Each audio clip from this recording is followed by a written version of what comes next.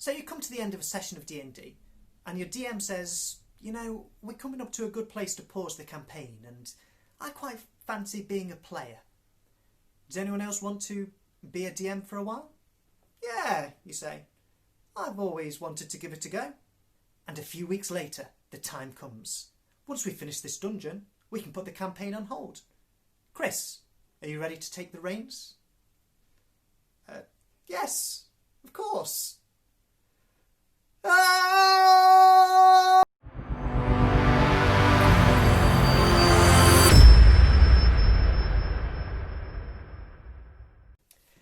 Hi, I'm Chris, aka Cardboard Roll, and I don't know why I'm using second person pronouns. I should be saying my DM and me, because this, my friends, is the situation I find myself in now, and I'm taking you along for the journey with me.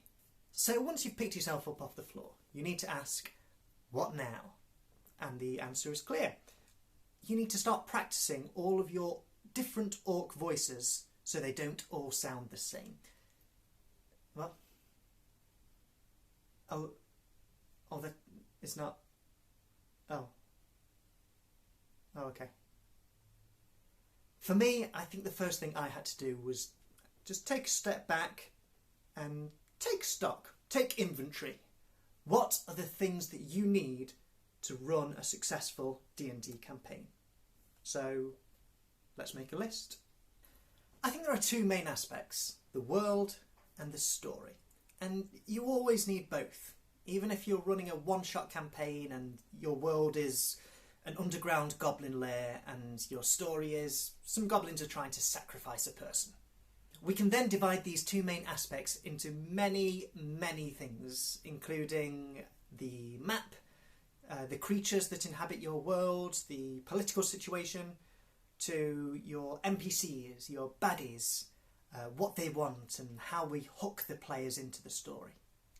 There are loads more, and as we get into the series I'm going to tackle all of them individually, but before we get into any of those I decided I need to go more general.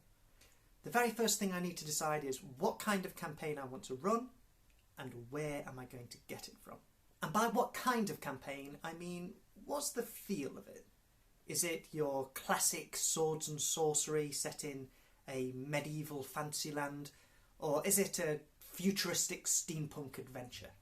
Is it hack'em and slash'em, dungeon after dungeon of endless, glorious violence? Or is it more of a deep dive into political intrigue?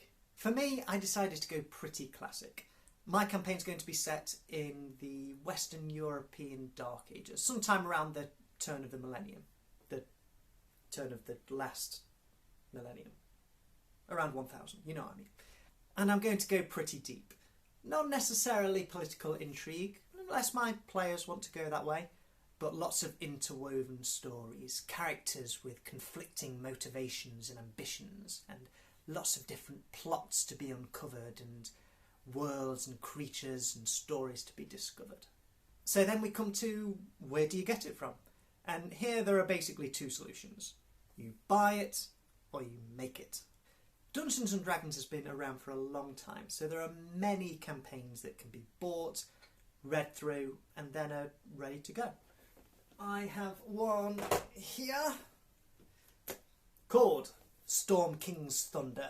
It cost me about £30 and it's a full campaign full of NPCs, villains, baddies, creatures and stories, locations and maps and all that sort of thing that you can just pick up and play. It's tried, tested, properly balanced and just ready to go. They've also got very pretty artwork. I mean, look at this guy. You wouldn't want to mess with him, would you? The other option though is the one that I went for. Make your own. Now, this obviously is going to be quite a bit trickier. With no world or characters to fall back on, you're left pretty much only with the musings of your own mind, and that can be a pretty scary place, especially if you're anything like me. But for me, that's a big part of the fun. Yes, it's a lot of work to create your own complex world with interwoven plots and conflicting ambitions, maps and currencies and calendars and creatures and towns and cities, but I'm a writer at heart, and that's the kind of thing I love to create.